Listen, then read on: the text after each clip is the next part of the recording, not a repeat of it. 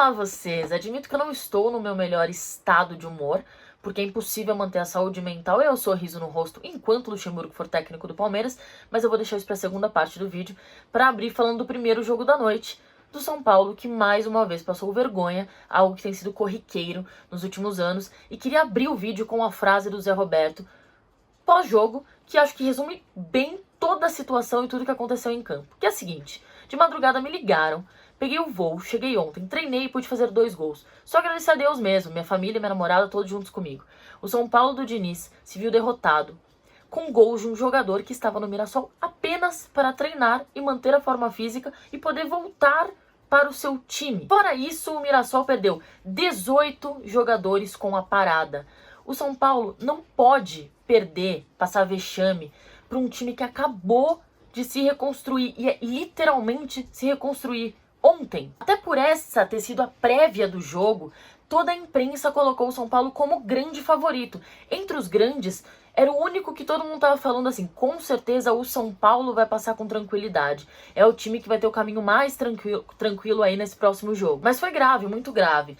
E até por isso eu escolhi colocar alguns tweets enquanto eu falo, porque eu olhei meu feed ali no Twitter e tinha muito São Paulino revoltado. Eu até cortei os nomes porque eu não tenho autorização das pessoas, mas eu quero que vocês entendam os argumentos, as reclamações, não generalizando, porque realmente eu vi até amigos defendendo o trabalho do Diniz, de dar mais tempo, né? Algo que aqui no Brasil é muito difícil, é muito raro a gente ter um técnico que se mantenha tanto tempo no cargo. No caso do Diniz, é um cara que já há bastante tempo, já tem muitos anos como técnico, ele vem de um conceito, uma ideia, e você encontra esses detalhes dentro do time, você encontra essa evolução, mas também vê erros defensivos muito graves. Acontece que no caso do São Paulo, tendo o Diniz como técnico, fica tudo muito difícil, porque antes da parada era um time que apresentava uma evolução, agora, pós-parada, tudo parece um desastre, aquilo que se via não se enxerga mais, só que é um time na fila. Time que tá na fila tem um peso absurdo em qualquer jogo que entra, ou clássico, ou jogo classificatório, porque a torcida precisa daquilo, ela precisa de um respiro, tentar apagar as coisas que passaram. O Paulista não é o grande título que a torcida do São Paulo queria ou que esperava, mas seria um respiro para a situação. Nossa, saímos da fila, vamos dar mais um tempo, trabalhar com um pouco mais de calma e sem tanta pressão.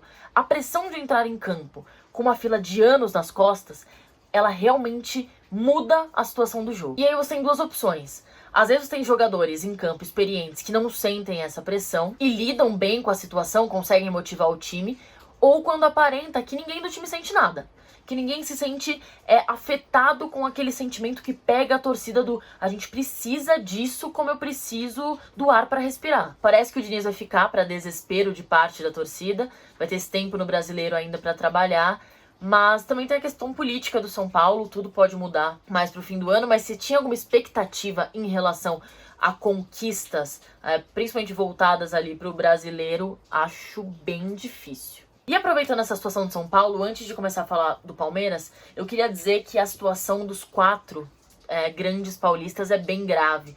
Se durante bastante tempo a gente se orgulhou sobre o futebol paulista, a competitividade dele, hoje eu vejo uma situação lastimável em etapas diferentes. O Santos que não se cuidar, que se não se cuidar, vai chegar a nível do Cruzeiro.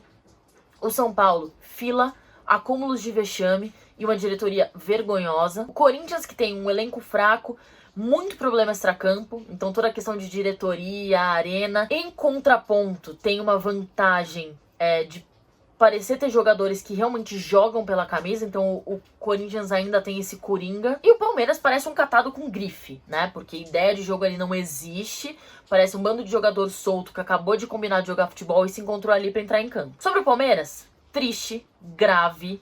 A classificação e os gols não dizem nada sobre o que foi o jogo. O Luxemburgo está completamente perdido. Ele não sabe o que fazer com esse elenco do Palmeiras.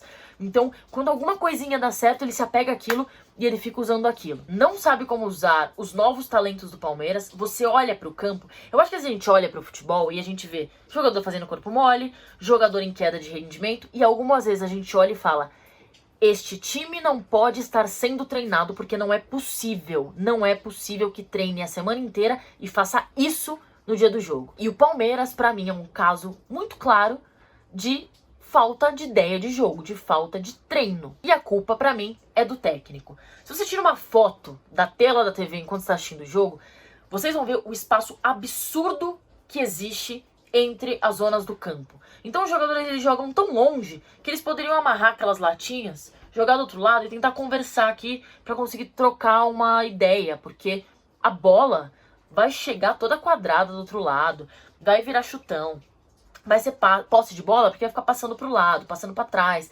Porque não é um jogo vertical, o Palmeiras não vai pra cima. O Palmeiras jogando causa duas coisas na gente, raiva e sono. E digo mais, se o Luxemburgo ficar pro brasileiro, G4 vira sonho, mas é sonho, porque é muito ruim esse time jogando. Não existe nada, é um nada de nada, é realmente o famoso grupo do WhatsApp chama seu amigo porque tá faltando gente pro time. É isso, é bem triste ver o futebol paulista como um todo numa situação tão bizarra.